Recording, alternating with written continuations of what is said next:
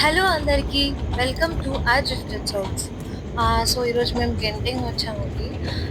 గెంటింగ్ అన్నది చాలా బావుంటుందిక్కడ. So KL నుంచి ఇక్కడికి ఒక 1 అవర్ అలా పడుతుంది. 30-40 కిలోమీటర్స్ అలా ఉంటుందనమాట. సో గెంటింగ్ అన్నది మన వైజాగ్‌లో అరకు ఎలా ఉంటుంది ఒక హిల్ స్టేషన్ అలా ఉంటుంది. బట్ చాలా డిఫరెంట్ అండి. డిఫరెంట్ అంటే మీకెలా చెప్పాలి? కొండ మీద ఒక ప్రపంచం అన్నది కట్టేసారండి.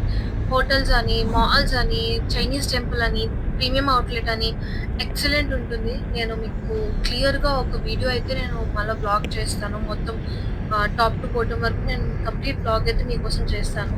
సో, మేమైతే కంప్లీట్ మాన్సూన్ సీజన్ వల్ల వర్షాలు పడడం వల్ల మేము ఎక్కడికి వెళ్ళడం అవ్వట్లేదు. సో, ఈ వీకెండ్ అయితే ఇక్కడికి రావాలని ఫిక్స్ అయ్యాము. సో, బేసిక్‌గా ఒక టెంట్, స్నాక్స్ అలా పట్టుకొని మేము గెంటింగ్ అయితే వచ్చాము సన్‌సెట్ చూడడానికి.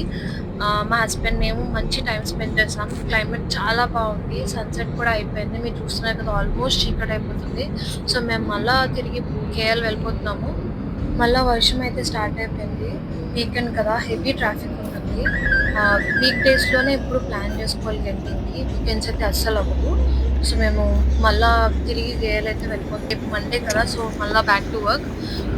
So, see you. Good night అందరికి.